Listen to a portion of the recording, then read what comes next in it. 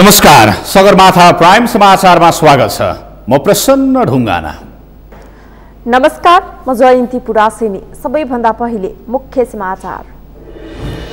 कोरोनाका कारण पछिल्लो 24 घण्टामा 30 जनाको मृत्यु, 3309 जनामा कोरोना संक्रमण पुष्टि, 3844 जना निको भए। कुनै पनि परिस्थितिमा राजीनामा नदिने प्रधानमन्त्री ओलीको अडान। व्यापक जनसमर्थनबाट प्रधानमन्त्री बनेकाले सरकार नफेरिने दाबी। बाँकेको नरैनापुरमा विद्युतका पोल गाडेर तार विस्तार गरेको 14 वर्ष पुग्दा पनि बिजुली बलेन। ट्रान्सफर्मरको उद्घाटन गरेको पनि 4 महिना पुग्यो।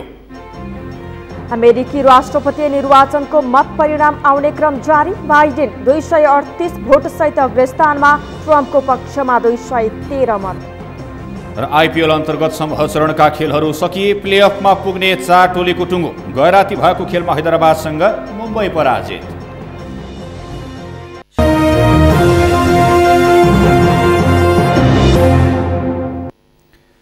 सगरमाथा प्राइम समाचार अब विस्तारमा।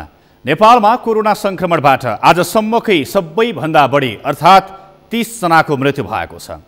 यो सँगै कोरोना संक्रमणबाट ज्यान गुमाउनेको संख्या 1034 पुगेको छ।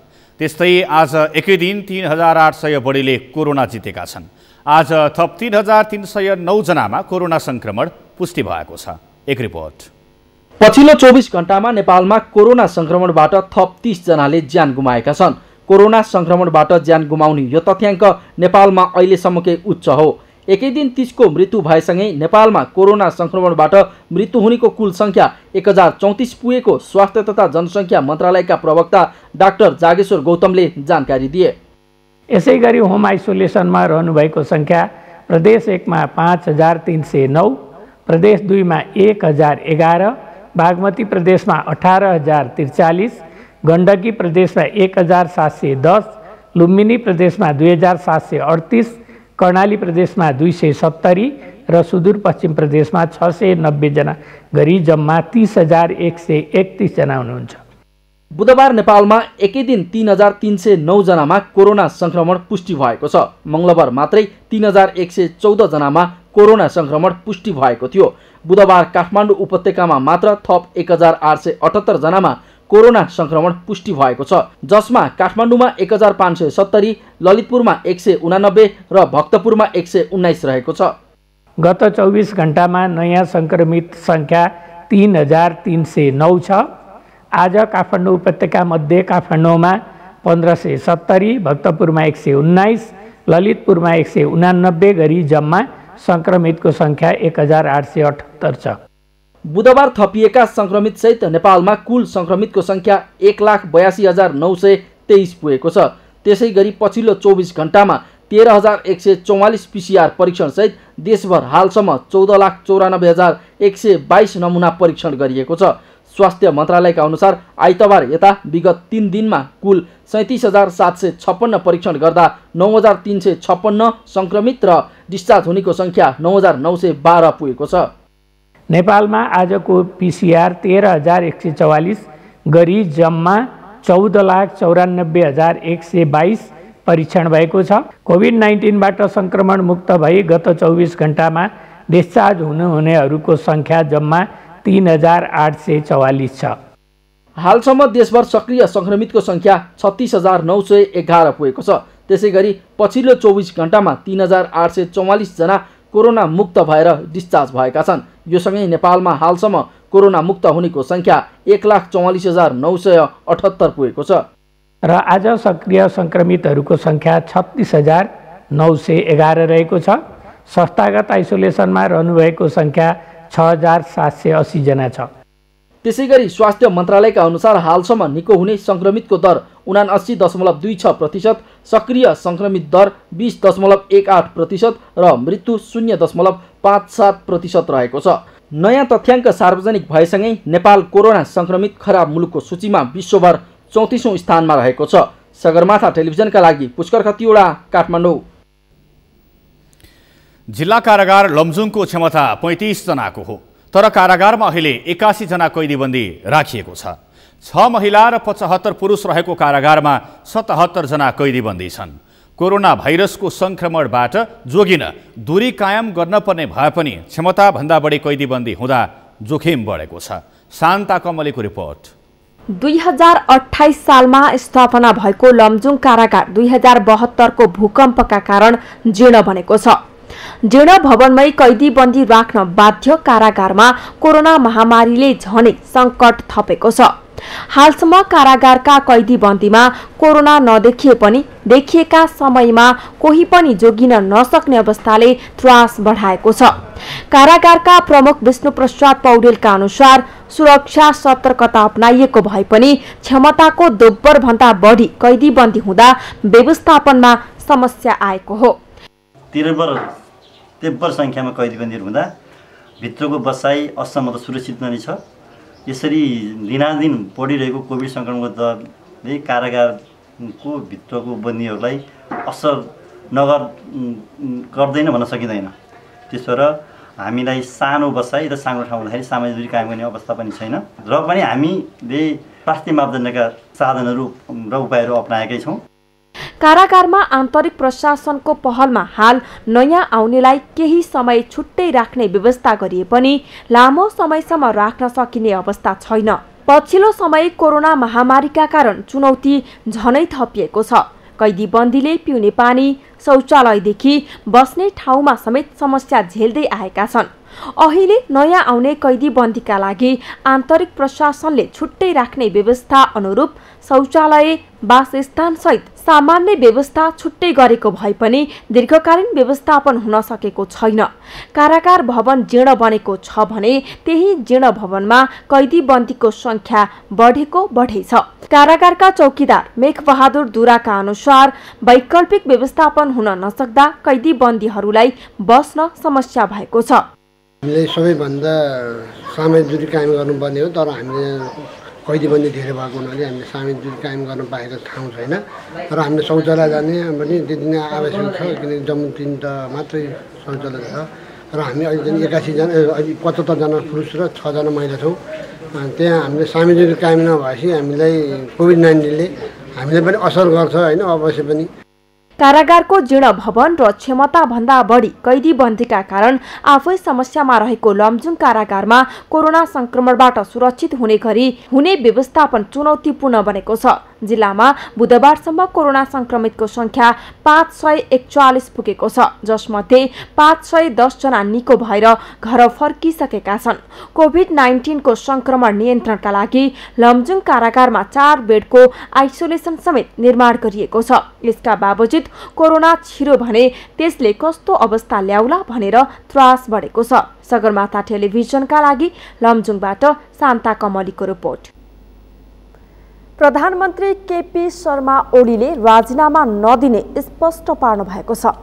आज बिहान चिकित्सा स्वास्थ्य अध्ययन संस्थान अन्तर्गतको मनमोहन सेन्टर एनेक्स भवनको समुद्घाटन समारोहलाई सम्बोधन गर्दै कुनै पनि परिस्थितिमा आफूले राजीनामा नदिने बताउनु भएको हो। पछिल्लो समय पार्टीभित्रैबाट राजीनामा दिन दबाव सिर्जना भएको अवस्थामा प्रधानमन्त्री ओलीले देशका लागि भए पनि राजीनामा नदिने स्पष्ट पार्नु भएको हो। राजीनामा दिन मिल्छ, मेरो लागि होइन, देशको लागि।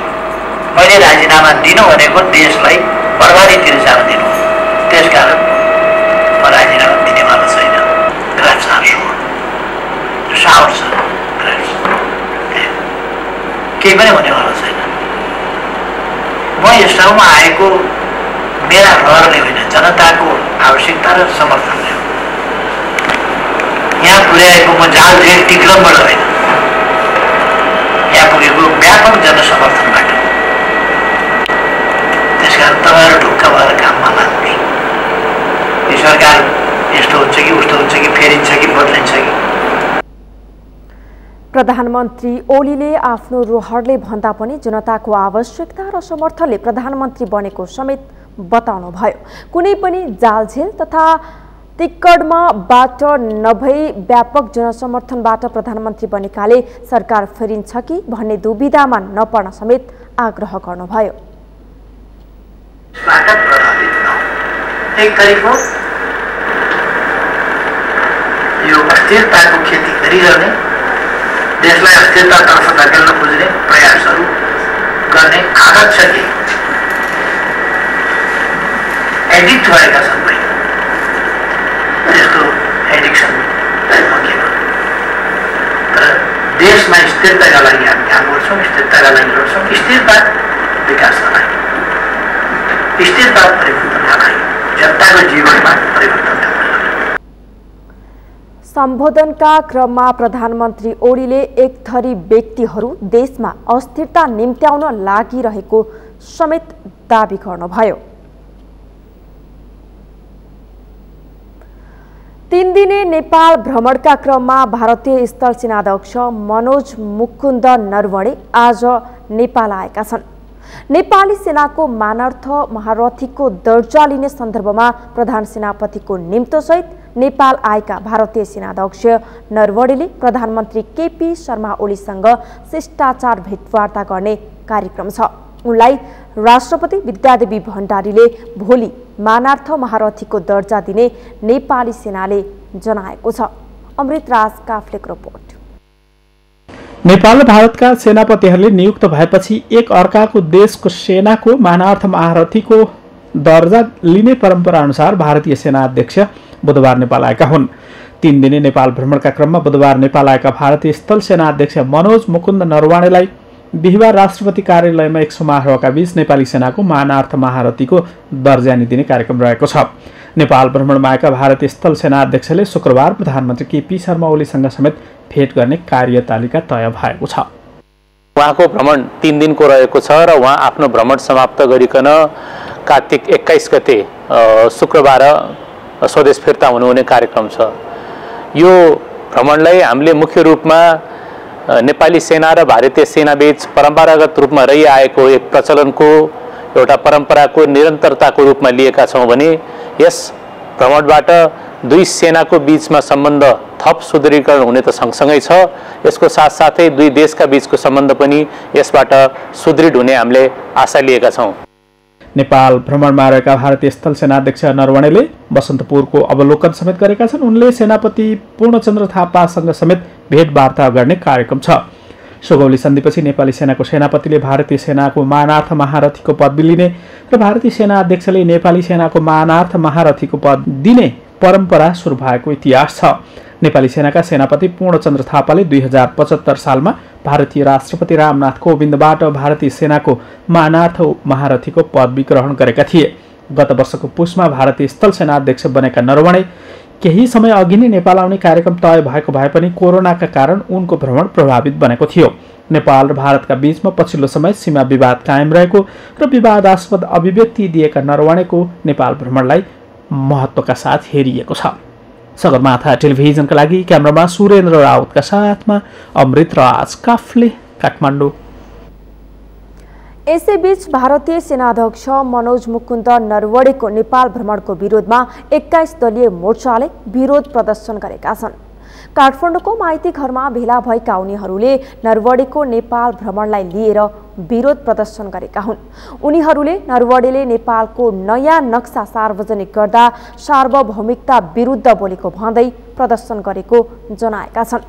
उनीहरूले भारतीय सेनाले कालापानी छाड्नुपर्ने, असमान सन्धि सम्झौता खारेज गर्नुपर्ने, नेपालमाथि हस्तक्षेप बन्द गर्नुपर्ने लगायतका नारा लगाएका थिए। सेनाध्यक्ष नरवणे बुधबार सेनाको विशेष विमानबाट नेपाल आएका हुन्। सगरमाथा प्राइम समाचारमा एकैछिन विश्रामपछि बाँकेको नरैनापुरमा विद्युतका पोल गाडेर तार विस्तार गरेको 14 वर्ष पुग्दा पनि बिजुली बनेन। ट्रान्सफर्मरको उद्घाटन गरेको पनि 4 महिना पुग्यो। प्युठानको स्वर्गद्वारी नगरपालिकाले हिग्रीलाई नयाँ शहरका रूपमा विकास गर्दै 20 वर्षे गुरु योजना अन्तर्गत विकास गरिँदै र अमेरिकी राष्ट्रपति निर्वाचनको मत परिणाम आउने क्रम जारी। बाइडेन 238 भोट सहित अग्रस्थानमा, ट्रम्पको पक्षमा 213।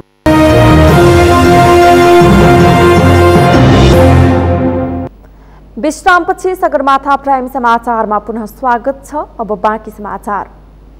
काठमाडौँको खुल्ला मञ्च सहित विभिन्न स्थानमा कोरोना कहरका बीच भोका रोजगारी गुमाएका र खाना जोहो गर्न नसक्ने वर्ग लक्षित निःशुल्क खाना अभियान सञ्चालनमा छ, जसलाई काठमाडौँ महानगरपालिकाले आफ्नो बेइज्जत भएको भन्दै रोक्न खोज्दा चौतर्फी विरोध भयो। आज पत्रकार सम्मेलन गर्दै मेयर विद्या सुन्दर साक्यले काठमाडौँ महानगरलाई मागी खाने सहर बनाएको भन्दै आक्रोश पोखे। पुष्कर खतिवडाको रिपोर्ट। कोरोना र लकडाउनका कारण काम नपाएका खान नपुग्ने अशक्त असहायलाई अभियन्ताले काठमाडौँको खुल्ला मञ्च लगायतका स्थानमा 223 दिनदेखि निःशुल्क खाना खुवाउने अभियान चलाइरहेका छन्। तर सोमबार काठमाडौँ महानगरपालिकाले नगर प्रहरी परिचालन गरी यो अभियान रोक्न खोज्यो, जसको सर्वत्र विरोध भएपछि बुधबार मेयर विद्यासुन्दर साक्यले पत्रकार सम्मेलन गर्दै खुल्ला स्थानमा खाना खुवाउँदा महानगरको बेइज्जत भएको बताए। कोरोना कहरको बेला सार्वजनिक स्थान र सडकमा स्वास्थ्य मापदण्डको सामान्य पनि ख्याल नगरी जथाभावी लाइन लगाएर खाना खुवाई स्वास्थ्यमाथि हेरचेक्राइ गरी उनीहरूकै कथा व्यथा बेचेर विश्वमै ऐतिहासिक र सांस्कृतिक सहरका रूपमा परिचित काठमाडौँ माई खानेहरूको सहर हो भने विश्वलाई चिनाउने प्रयास कसैबाट नहोस् भन्ने पनि हाम्रो चाहना छ। केही व्यक्तिले काठमाडौँलाई मागी खाने सहरका रूपमा चिनाउन प्रयास गरेको साक्यको आरोप छ। उनले भने काठमाडौँलाई मागी खानेहरूको सहर बनाउन भोकाको स्वाभिमान खोसियो, फोटो भिडियो बेचेर राजनीति गरियो। त्यो फोटोहरूको सार्वजनिकमा अन्तर्राष्ट्रिय स्तरमा धेरैतिर युट्युबमा जाने भयो भने उहाँहरूको स्वाभिमान चोट लाग्छ। हामी विश्वमा जाँदाखेरि विदेशमा जाँदाखेरि ऐतिहासिक सांस्कृतिक सहरमा हामी गौरव गर्छौँ। अहिले यही फोटो र यही युट्युबमा सबै भिडियोहरू विदेशमा गयो भने त्यहाँ भएका नेपालीहरूले अरूसँग कसरी पेश गर्ला। विभिन्न ओडाका ओडा अध्यक्षले पनि निःशुल्क खाना खुवाउँदा महानगरको बेइज्जत भएको भन्दै मेयर साक्यकै भनाइमा होमा हो मिलाइदिए। हाम्रो यो काठमाडौँ महानगरपालिकाको मुटुमा रहेको एउटा टुँडीखेलमा चाहिँ जुन खाना वितरण भइरहेको छ, यो कारणले चाहिँ हाम्रो काठमाडौँको गरिमामयलाई नै अलिकति आहत पुगेको जस्तो हामीलाई महसुस भएको छ। मागी खाने भोकमरीको मुलुक जस्तो चाहिँ चित्रण गराएर केही व्यक्तिहरू लागिराख्नु भएको छ। कसैको चाहिँ व्यक्तिगत स्वार्थ होला, कसैको राजनीतिक स्वार्थ होला। महानगरपालिकाभित्र बस्ने सबै नागरिकहरूको सुरक्षा, स्वास्थ्य, शिक्षाको जिम्मा महानगरपालिकाले लिनेछ। त्यो लिनको लागि कोलाई के आवश्यकता पर्छ ती चिजहरू गर्नको लागि मेयर साहबले अहिले भनिसक्नु भएको छ। योभन्दा अगाडि पनि हाम्रो कार्यपालिका साथीहरू सबैले भनेका थियौँ र आज पनि हामी के भन्छौँ भने खाना नाना र छानाको अवधारणा मात्र होइन, कोही रोगी हुनुहुन्छ भने उहाँहरूको उपचार पनि हामीले गराइरहेका छौँ। यति मात्र होइन, मेयर साक्यले यस्ता अभियानले मान्छे अल्छी बनाएको भन्दै काम नगरी खाने परिपाटी बन्न थालेको बताए। काम नगरिकन खाने प्रविधि भयो भने अहिले भन्दैछ कहिले 7 महिना भयो, कहिले 9 महिना भयो भने 9 महिनासम्म चुक्ला खाने प्रविधि गरेर भोलि उसले श्रम गरेर खाला भन्ने विश्वास गर्नु, उसको बानी पनि बिग्रिन्छ। त्यसकारण सबैले काम गर भनेर तपाईँहरूले भन्नै पर्छ।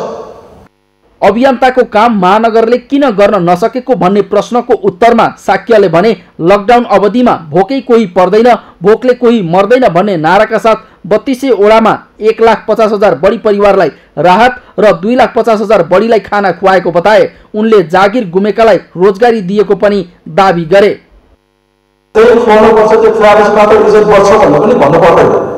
त्यो लगानी गरेर कसले के गर्छ भनेर पाखा सुर्केर आउनु पनि जरुरत पनि छैन। हामी त्यसको व्यवस्थापन गर्छौँ, त्यो उहाँसँग हामी छलफल गर्छौँ। जो साथीले गरिरहेको छ उहाँले गऱ्यो भने बाहिर प्यालेसमा उहाँले होला कतै 100 होला कतै 150 होला, त्यही अहिले सबैले देख्ने गर्ने ठाउँमा भन्दा पनि कुनै सुरक्षित ठाउँमा गर्नुहोस् भनेर भनेका छौँ। उहाँले त्यो गर्यो भने हामी खर्च गर्छौँ, ताकि तपाईँले उठाएका जिज्ञासा जसले गरिरहेका छन् उनीहरूको पनि जिज्ञासा, जुन पार्टीले जुन मान्नेहरूले पनि कोही भोको नहरौँ भन्ने जिज्ञासा राखेका छन्, हामीले पनि चाहना त्यही राखेका छन्। भोको नहरौँ गरिकन व्यवस्था गराएर त्यो गर्छौँ। हामी अहिले पनि छलफलमा छौँ, तपाईँहरूसँग बस्दाखेरि पनि अरू साथी त्यहाँ छलफल छन्, त्यसपछि पनि म आफै पनि छलफल बसेर त्यसको व्यवस्थापन गर्छु। पत्रकार सम्मेलनमा मेयर साक्यले खुल्ला मञ्च लगायतका स्थानमा निःशुल्क खाना खुवाउने समूहलाई विकल्प स्थान आफ्नै खर्चमा महानगरले दिने प्रतिबद्धता गरेका छन्। उनले रोजगारी गुमेर खाना नपाए वा रोजगारी समेत ओडा कार्यालय मार्फत सबैले पाउने बताए। उहाँले पार्टी प्यालेसको जिम्मा लिएर अहिले पाइरहेका 200-300 होला 3-4 ठाउँमा एकै ठाउँमा स्वास्थ्य मापदण्ड विभिन्न ठाउँबाट तार बनाएर खानु पर्ने छ। जो जहाँ छ त्यही खुवाउने व्यवस्था गराइदियो भने त्यो भाडा हामी तिर्दिएपछि त खुल्ला मञ्च भने झगडा गर्नै परेन। त्यो हाम्रो कुरा हो। अर्को भनेको त्यहाँ केवलमा हुन्छ भने त्यहाँ मुठभेड हामी गर्दैनौँ, उहाँलाई पनि सम्झाइ गर्छौँ। लकडाउन प्रभावित असहाय विपन्न र भोकालाई खाना खुवाउने अभियानप्रति मेयर साक्य असन्तुष्ट रहेको प्रश्न देखिन्छ। उनी अभियानमा सघाउनुको साटो खुल्ला स्थानको अभियान रोक्ने कार्यमा बढी अग्रसर छन्। उनको यो कार्यले भोकाको पेटमा पर्ने अन्न खोसिनी छ। त्यसैले अभियन्ताको समूह समेत व्यवस्थित हुन र महानगरले पनि बोलीभन्दा कामबाट आफूलाई प्रमाणित गर्न आवश्यक छ। यसतर्फ दुवैको ध्यान जाओस्। सगरमाथा टेलिभिजनका लागि क्यामेरामा उत्सव वाग्लेका साथमा पुष्कर खतिवडा, काठमाडौँ। नेपाली कांग्रेसले खुल्ला मञ्चमा निःशुल्क खाना खुवाउने अभियानलाई समर्थन गरेको छ। कांग्रेसका नेताहरू खुल्ला मञ्चमै पुगेर निःशुल्क खाना खुवाउने अभियानलाई समर्थन गरेका हुन्। कांग्रेसको कोभिड अनुगमन समितिका संयोजक समेत रहनुभएका सहमहामन्त्री प्रकाश चरण महतले काठमाडौँको अहिलेको नेतृत्वले आम नागरिकको समस्या नबुझेको आरोप लगाउनुभयो।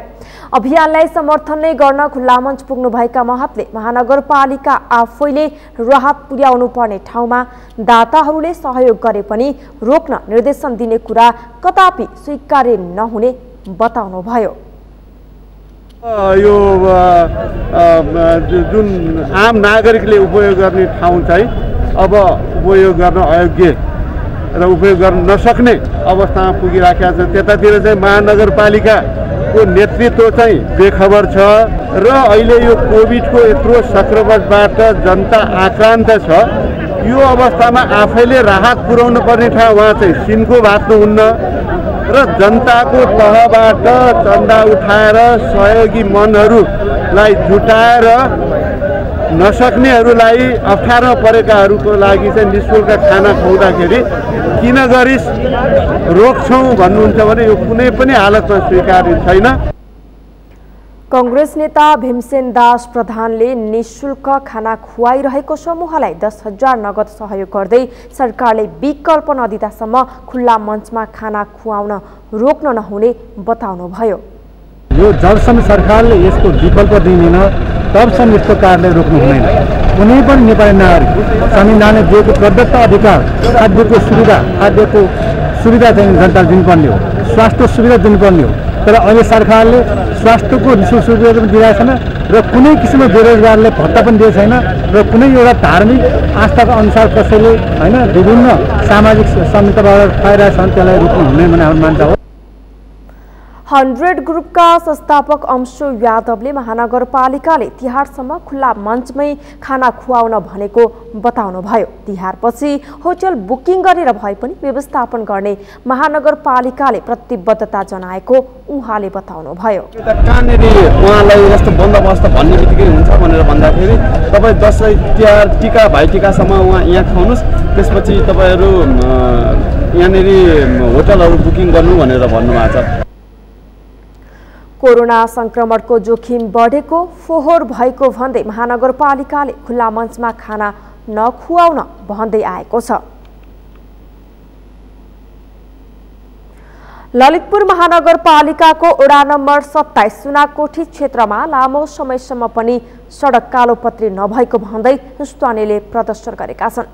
त्यहाँका स्थानीयले सडक कालोपत्री गर्नुपर्ने माग राख्दै बाटो नै बन्द गरेर विगत 3 दिनदेखि आन्दोलन गरिरहेका छन्। ठेकेदारले सडक कालोपत्री गर्नका लागि अग्रिम भुक्तानी लिएर पनि काम नगरेको स्थानीयको आरोप छ। त्यहाँका स्थानीय एवं वरिष्ठ कलाकार मदन कृष्ण श्रेष्ठले एउटा सडक कालोपत्री गर्नका लागि हडताल गर्नुपर्ने अवस्था आउनु दुःखद भएको बताउनुभयो। सुनाकोठीवासीहरूले धेरैदेखि पहल गरे, धेरैदेखि इच्छा गरे, तर सकिएकै छैन। कहिले कन्या रोक्ने, कहिले केही रोक्ने। अब आएर पिचको काममा अड्किरहेको छ। हामी पिच होला भन्दा ठुलो कोही बिरामी भइसक्यो होला। बाटो हिँड्न बडा डर लाग्छ। मैले स्ट्याटस फेसबुकमा पनि लेखेको थिएँ, एकदम नराम्रो अवस्था भइरहेको छ यहाँ सुनाकोठी भनेर। पिचको लागि हडताल गर्नुपर्ने कस्तो अवस्था आयो? देश कहाँ छ? स्थानीयले पनि सडक कालोपत्री नभएको भन्दै आक्रोश व्यक्त गरेका छन्। विकास निर्माणको काममा अवरोध गर्नेलाई राजनीतिक संरक्षण गर्दा समस्या उत्पन्न भएको स्थानीयको भनाइ छ। 1 महिना अगाडि पनि मैले सबैलाई माथि ठाउँसम्म पसल घर बचाऊ भन्दाखेरि हुन्छ भन्नुभयो। अलिअलि जानुभयो। हाम्रो वडाध्यक्षज्यूले मेरो हातमै छैन, यो केन्द्रको हातमा छ, मेरो हातमा छैन। हामीले भनेको भित्रको बाटोलाई चिल्लो बनाउने हो, प्लटिङ भएको प्लटिङलाई सहयोग गर्ने हो, यस्तो मात्रै भयो। यो मेन बाटो जहाँ छ, हजारौँ जनता यहाँबाट हिँड्छन्, तर यो बाटो केही मतलब छैन।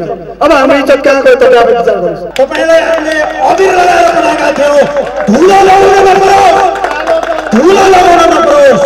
याद गर्नुहोस्, यहाँ चाहिँ नि हामी राजनीतिक कर्मीको धनी गाउँ हो, धनी वडावासी हौ हामी, तर कहाँ हुनुहुन्छ सरकार? आज ठेकेदारको एउटा ठेकेदार जसले एउटा टेन्डर हालेर म यति बेला बाटो बुक गर्छु भनेर सरकारबाट एडभान्स लिइसकेको ठेकेदारलाई आज यत्रो जनता उठ्नु पर्ने प्रशासन कहाँ छ, सरकार कहाँ छ? अहिले 8 मिटर चौडा रहेको सडक 22 मिटर चौडा गर्न पनि ठेकेदार कम्पनी र सडक विभाग बीच सम्झौता भइसकेको छ। सडक मर्मत गरी कालोपत्री गर्न स्थानीयले पटक पटक अनुरोध गर्दै पटक पटक विरोध प्रदर्शन गर्दा पनि काम हुन सकेको छैन। बाँके जिल्लाको निकै विकट मानिएको नरैनापुर गाउँपालिकामा विद्युतका पोलहरू गाडेर तार समेत तानिएको छ। तर आवश्यक पूर्वाधारले पूर्णता पाए पनि गाउँमा बिजुली भने बल्न सकेको छैन। विद्युत विस्तारका लागि भन्दै ट्रान्सफर्मरको उद्घाटन भएको महिनौं बितिसक्दा पनि मुख्य सडक बाहेकका स्थानहरूमा बिजुली विस्तारमा ढिलाइ हुँदा नरैनापुरवासी अँध्यारोमा बस्न बाध्य छन्। मधु पौडेलको रिपोर्ट। विकासका दृष्टिकोणले निकै पछाडि रहेको बाँकेको नरैनापुर गाउँपालिकामा 2056 सालको निर्वाचन अघि नै विद्युतका पोलहरू गाडिएको थियो। तर अहिलेसम्म विद्युत प्रसारण सुरु नहुँदा स्थानीय अझसम्म अन्धकारमा बस्न बाध्य छन्। विकासको हिसाबले निकै पछाडि परेको नरैनापुरमा बिजुली बत्ती समेत नपुग्दा स्थानीयहरू अनेकन समस्या झेल्दै आएका छन्। पछिल्लो समय विद्युत विस्तार गर्ने भन्दै 2076 असार 16 गते कटकुइया स्थित ट्रान्सफर्मरको औपचारिक रूपमा उद्घाटन गरिएको थियो। तर हुलाकी सडक बाहेकका क्षेत्रहरू बत्ती मुनिको अँध्यारो जस्तै हुन बाध्य छन्। गाउँमा अहिलेसम्म सर विद्युतको आधा गाउँमा पोल लगाएछ अनि तार पनि झुन्ड्याएर त्यस्तै छोडिदिएछ। अहिलेसम्म तार गए छैन, त्यसलाई पहल गर्नु पर्यो। कुनै कुनै गाउँमा त बलिरहेछ। अहिले 6वटा वार्डमा बत्ती सबै ठाउँमा पुगे छैन। 2 दशक अघि पोल गाडिएको नरैनापुरका स्थानीय यतिका दिनसम्म तिनै पोल हेरेर बस्न बाध्य छन्। विद्युत आएमा धेरै खालका सुविधा हुने भन्दै स्थानीय भने ठूलो आशामा बसिरहेका छन्। हुलाकी सडकमा बत्ती हेर्दै फर्किँदै गर्ने स्थानीयहरू आफ्नो घरमा बत्ती आए बिजुली पानी सहितका सुविधा लिने र कृषि उत्पादन समेत बढाउने योजनामा छन्। कहते हैं कि पहुँचे बत्ती से तो बहुत बड़ा सुविधा है सर। पंखा का सुविधा है, हीटर का सुविधा है, पानी का सुविधा भी होगा, हर चीज़ का बहुत ज़्यादा सुविधा होगा, पंखा की भी सुविधा होगा। 2 दशक अघि पोल ठड्याएर पनि अहिलेसम्म बत्ती बाल्न नपाउँदा समेत केही गर्न नसकेको भन्दै स्थानीयहरू निरीह भएको महसुस गरिरहेका छन्। राजनैतिक दलका नेताले चाहिँ बत्ती बाल्न पाउने भए पनि उनीहरूको चाहना नभएकैले बत्ती बाल्न नपाएको बुझेर पनि यिनीहरूले केही गर्न सकेका छैनन्। हम लोग कोई नेता परिता नहीं बात करागा है, काम भवा तो है वही विकास, खेते पाते में पहुँच जाए बिजली तो और भी, और यहाँ कौन विकास? आई जी है तो और अच्छी बात है, ना आई जी है तो हम लोग क्या कह सका जाता। उता नरैनापुर गाउँपालिकाले भने बत्ती जोडान गर्न र बाल्नका लागि परेको बताउने गरेको छ। उसले 3 महिनाभित्र गाउँपालिकाका सबै गाउँमा बत्ती बालिने बताएको छ। नरैनापुरमा नेपालदेखि बडोसम्म पुगिसक्यो मेन बाटोमा। विस्तारको लागि पटक पटक कुरा गरिरहेको छु। मलाई लाग्छ जुन हाम्रो महेन्द्र ठाकुरजी डाइरेक्टर हुनुहुन्छ उहाँसँग पनि हिजो पनि कुरा गरेको थिएँ मैले। उहाँले भन्नुभयो टेन्डर हामीले गराइसक्यौँ, अब 20 दिनपछि काम स्टार्ट हुन्छ। मलाई लाग्छ म्याक्सिमम 3 महिनामा सबै गाउँमा लाइट पुग्छ। गाउँपालिकाका केही स्थानमा बत्ती बाल्न सकिएको विषय सुखद हो, तर यो पोल गाडेको 22 वर्षपछि पनि पूर्ण रूपमा सञ्चालन हुन नसकेको आयोजनाले विकासका भाषण गर्ने नेता र सरकारलाई गिज्याइरहेको छ। विद्युतीकरणले सरकारी सेवा ब्याङ्किङ सेवा प्रवाहमा सहज हुनुका साथै कृषि सिंचाइका क्षेत्रमा समेत मद्दत पुग्नेछ। नागरिकको आर्थिक सामाजिक स्तरोन्नतिमा सहायक हुने विद्युत पुर्याउने विषयमा सरकारको ध्यान तत्काल पुग्न आवश्यक छ। सगरमाथा टेलिभिजनका लागि बाँकेबाट मधु पौडेलको रिपोर्ट। प्युठानको स्वर्गद्वारी नगरपालिकाले भिग्रीलाई नयाँ सहरका रूपमा विकास योजना बनाएको छ। नगरपालिकाको केन्द्र रहेको ठाउँलाई नयाँ सहरका रूपमा विकास गर्न 20 वर्षीय गुरु योजना बनाएको नगरपालिकाले चिल्ड्रेन पार्क, बहुद्देशीय भवन लगायतको निर्माणको काम सुरु गरेको छ। प्युठानको भिग्रीबाट फर्किएपछि रोल्पा सहकर्मी भरत नेपालीको रिपोर्ट। स्वर्गद्वारी नगरपालिकाको भिग्रीलाई त्यस क्षेत्रको नयाँ सहरका रूपमा विकास गर्ने 20 वर्षीय गुरु योजना बनाइएको छ। धार्मिक पर्यटकीय क्षेत्र स्वर्गद्वारी जाने मुख्य नाकाको रूपमा रहेको भिग्री पर्यटकीय चहल पहल समेत हुने क्षेत्र भएकोले नगरपालिकाले नयाँ सहरका रूपमा विकास गर्न सुरु गरेको हो। हाल शहरी क्षेत्रमा बहुउद्देश्य भवन निर्माणको काम अन्तिम चरणमा पुगेको छ। शहरी डिभिजन कार्यालय रोल्पा अन्तर्गत निर्माण हुन थालेको भवनको क्षमता 500 जनाको रहेको छ। कुल 4 करोड 36 लाख रुपैयाँमा निर्माण हुन थालेको भवन निर्माणपछि प्युठानको स्वर्गद्वारी क्षेत्र मात्र नभएर अन्य स्थानीय तहहरूलाई समेत विभिन्न कार्यक्रमको आयोजना गर्न सहज हुने विश्वास लिएको छ। हामी 500 जना मान्छेहरूलाई त्यो हलभित्र राखेर जस्तो सुकै कार्यक्रम, सांस्कृतिक कार्यक्रम हैन, विभिन्न राजनीतिक दलका पार्टीका अधिवेशनहरू, आमसभाहरूलाई पनि मध्यनजर गरेर चाहिँ लागत चाहिँ 4 करोड 36 लाखको लागत इस्टिमेट हो।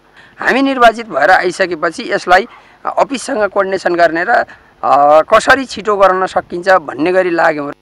प्युठान तथा छिमेकी जिल्ला रोल्पाका केही स्थानीय तहको समेत व्यापारिक नाकाको रूपमा रहेको भिग्री क्षेत्रमा बढ्दै गरेको शहरीकरणलाई मध्यनजर गर्दै बहुउद्देश्य भवन निर्माण थालनी गरिएको हो।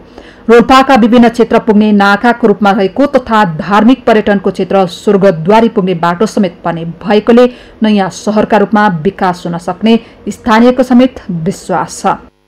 अनि उहाँहरूलाई सुविधा पुर्याए बापतमा हामीले पनि केही चाहिँ रकमहरू जम्मा हुन सक्छ। त्योबाट हाम्रो यहाँको स्थानीयलाई को आर्थिक उसमा चाहिँ सहयोग हुन सक्छ। नयाँ 500 भन्दा बढी उहरुको कार्यक्रमहरुसम्म यही हुन थाल्यो भने त उहाँहरूलाई खुवाउनु ओर्नु हैन, उहाँको सेवा सुविधा दिँदा पनि त हामीले त्योबाट हामी आर्थिक सहयोग लिन सक्छौं। पर्यटकहरू अथवा त्यो कार्यक्रम गर्न आउने मान्छेहरू ले एक छाक खाना खाँदा पनि तपाईको 10,000 देखि 15,000 सम्मको चाहिँ खाना मात्रै खान्छन् र अझ यहाँ चाहिँ सुव्यवस्थित होटल, तपाईको रिसोर्ट अथवा होमस्टे जस्तो चाहिँ व्यवस्था गर्न सकियो, उहाँहरूलाई यहाँ चाहिँ केही दिन राख्न सकियो भने एउटा टिमले मात्रै लाखौंको चाहिँ व्यापार गरिदिन सक्छ। सडक सञ्जाल पुगेसँगै विकास भएको यस क्षेत्रमा चहल पहल समेत बढेको छ। जनघनत्व बढ्दै गरेको यस क्षेत्रमा व्यवस्थित शहर निर्माणका लागि पहल थाल्न आवश्यक छ। प्युठानको भिग्रीबाट फर्किएपछि रोल्पा सहकर्मी भरत नेपालीको रिपोर्ट। प्रशस्त पर्यटकीय सम्भावना बोकेको भए पनि म्याग्दीको धवलागिरी गाउँपालिका लमसुङ स्थित नर्जा झरना ओझेलमा परेको छ। पूर्वाधार र प्रचार प्रसारको अभावमा ओझेलमा परेको नर्जा झरनाको सौन्दर्य पर्यटक सामु पुग्न सकेको छैन। म्याग्दीबाट सन्तोष गौतमको रिपोर्ट। धौलागिरी गाउँपालिकाको केन्द्र मुनादेखि लमसुङ जाने बाटोमा पर्ने नर्जा झरनाले गुरिल्ला पदमार्ग, ढोरपाटन शिकार आरक्ष र गुर्जा जाने तथा आउने पर्यटकलाई आकर्षित गर्न सक्ने सम्भावना छ। अग्लो पहाडबाट खस्ने नर्जा खोलाले लहरै 3 वटा झरना बनाएको छ। सबैभन्दा तल्लो भागमा रहेको झरनाको उचाइ करिब 100 मिटर छ। झरनाको फेदीमा आकर्षक तलाउ बनेको छ। छङ छङ गर्दै खस्ने झरनामा इन्द्रणीको रङले झनै आकर्षक देखिन्छ। एकदमै राम्रो छ यो हैन। हामी चाहिँ अब जति बाहिरबाट हेर्दा यो देखिन्छ नि राम्रो, त्यो भन्दा चाहिँ अझै भित्र गएर चाहिँ हामीले गहिरिएर अवलोकन गर्यो भने त्यहाँ भित्र चाहिँ एउटा लुकेको अर्को झरना पनि छ भन्ने कुरा हामीले देख्न सक्छौं। नर्जा झरनाको प्राकृतिक सौन्दर्य स्थानीय स्तरमै सीमित हुँदा पर्यटन विकास हुन नसकेको हो। झरनाको नजिकै महतलासम्म सडक पुगेको छ। मुनादेखि लुलाङ हुँदै गुर्जा र ढोरपाटन जानेहरू नर्जा झरनाको नजिकीको बाटो भएर आवत जावत गर्ने गर्दछन्। गाउँपालिकाले झरना नजिकैको पाखोमा विभिन्न रङका फूल बगैँचा स्थापना गरी सौन्दर्यकरण गर्ने, फेदीको पोखरीको आकार बढाउने, विश्राम र दृश्य अवलोकन स्थल बनाएको छ। यो हामी धौलागिरी गाउँपालिकासँग यो झरनाहरू जस्ता अन्य धेरै झरनाहरू छन् र त्यो मध्ये पनि यो सबैभन्दा चाहिँ अलिकति गुरिल्ला पदमार्गको चाहिँ बाटो पदमार्गको छेउमा भएको र यो चाहिँ अत्यन्तै सुन्दर भएको हुनाले यसलाई प्रबन्धन गर्नको लागि हामीले अलिकति चाहिँ पर्यटन प्रबन्धनको लागि चाहिँ काम गरिरहेका छौँ। नर्जा लगायत झरना र पर्यटकीय स्थलहरूको अवस्था, आवश्यक पूर्वाधार, सम्भावना पहिचानका लागि पर्यटन गृहयोजना बनाउन चालु आर्थिक वर्षमा गाउँपालिकाले 10 लाख रुपैयाँ बजेट विनियोजन गरेको छ। नर्जा झरनालाई पर्यटकीय स्थलको रूपमा विकास गर्न सकेमा नजिकैको मुना, खोरिया, लमसुङ गाउँका बासिन्दाको आय आर्जन र जीवनस्तर सुधारमा पनि सहयोग पुग्ने अपेक्षा गरिएको छ। सगरमाथा टेलिभिजनका लागि म्याग्दीबाट सन्तोष गौतमको रिपोर्ट। सगरमाथा प्राइम समाचारमा फेरि एकैछिन विश्रामपछि अमेरिकी राष्ट्रपति निर्वाचनको मत परिणाम आउने क्रम जारी। बाइडन 238 इलेक्टोरल भोटसहित अग्रस्थानमा, ट्रम्पको पक्षमा 213 मत। र आइपिएल अन्तर्गत सम्भव चरणका खेलहरू सकिए। प्लेअफमा पुग्ने 4 टोलीको टुङ्गो। गैराती भएको खेलमा हैदराबादसँग मुम्बई पराजित।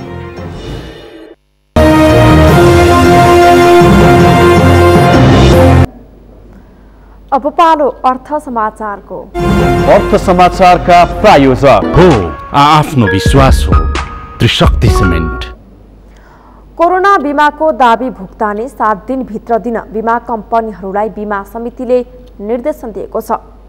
कोरोना बिमाको दाबी भुक्तानीमा ढिलो हुने गरेको जनगुनासो बढेपछि समितिले निर्जीवन बिमा कम्पनीहरूलाई दाबी परेको 7 दिनभित्रै भुक्तानी दिन निर्देशन दिएको हो।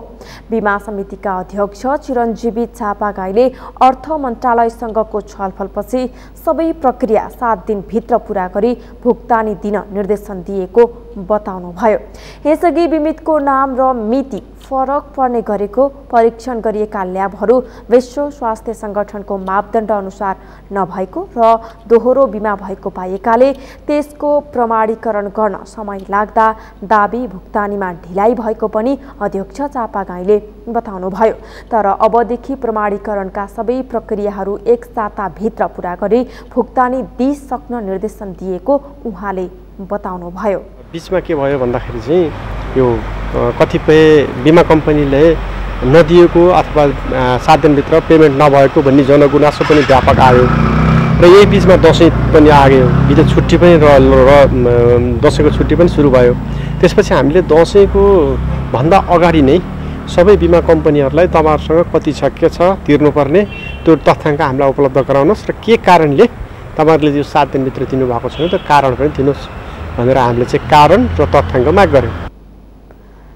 कुनै पनि बिमितले बिमा दाबी गर्दा पीसीआर परीक्षणमा पोजिटिभ भएको रिपोर्ट संक्रमित भएपछि होम आइसोलेसनमा बसेको प्रमाणित गर्न सम्बन्धित स्थानीय तहको सिफारिस, अस्पतालमा उपचार गराएको खण्डमा अस्पतालमा भर्ना भएको र डिस्चार्ज भएको कागजात सहित नागरिकताको प्रतिलिपि बुझाउनु पर्ने पनि अध्यक्ष चापागाईले बताउनुभयो। तपाईहरुले चाहिँ जुन पीसीआर टेस्ट गर्नुभएको छ त्यसमा पोजिटिभ भएको एउटा चाहियो, नम्बर 1।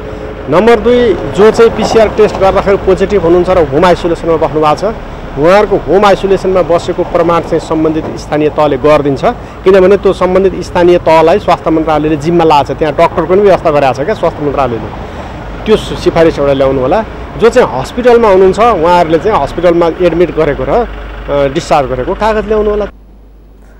अहिलेसम्म नेपालमा करिब 2000 व्यक्तिले 20 करोड रुपैयाँ बराबरको भुक्तानी पाइसकेका छन्। अहिले पनि बिमा कम्पनीहरूमा करिब 13000 दाबी परेको अध्यक्ष चापागाईले बताउनुभयो। यो सँगै हामी सगरमाथा प्राइम समाचारको अन्त्यमा छौं। अन्त्यमा मुख्य समाचार फेरि एकपटक। कोरोनाका कारण पछिल्लो 24 घण्टामा 30 जनाको मृत्यु, 3309 जनामा कोरोना संक्रमण पुष्टि, 3844 जना निको भए। कुनै पनि परिस्थितिमा राजीनामा नदिने प्रधानमन्त्री ओलीको अडान, व्यापक जनसमर्थनबाट प्रधानमन्त्री बनेकाले सरकार नफेरिने दाबी। बाँकेको नरैनापुरमा विद्युतका पोल गाडेर तार विस्तार गरेको 14 वर्ष पुग्दा पनि बिजुली बलेन, ट्रान्सफर्मरको उद्घाटन गरेको 4 महिना बित्यो। अमेरिकी राष्ट्रपति निर्वाचनको मत परिणाम आउने क्रम जारी, बाइडन 238 भोट सहित अग्रस्थानमा, ट्रम्पको पक्षमा 213 मत। र आइपिएल अन्तर्गत समूह चरणका खेलहरू सकिए, प्लेअफमा पुग्ने 4 टोलीको टुङ्गो, गैराती भएको खेलमा हैदराबादसँग मुम्बई पराजित। हौस् त सगरमाथा प्राइम समाचार अहिलेलाई सकियो। तपाईँ समाचार बुलेटिनका साथै सगरमाथा टेलिभिजनका सम्पूर्ण कार्यक्रम www.sagarmatha.tv मा पनि पढ्न र हेर्न सक्नुहुनेछ। साथै युट्युबमा youtube.com/sagarmatha.tv नेपालमा हेर्न सक्नुहुनेछ। तपाईँ हामीलाई फेसबुकमा पनि facebook.com/stv नेपालमा फलो गर्न सक्नुहुनेछ। समाचारको शिखर नेपालको गौरव नेपालको पहिलो न्युज च्यानल सगरमाथा टेलिभिजन हेर्दै गर्नुहोला। नमस्कार।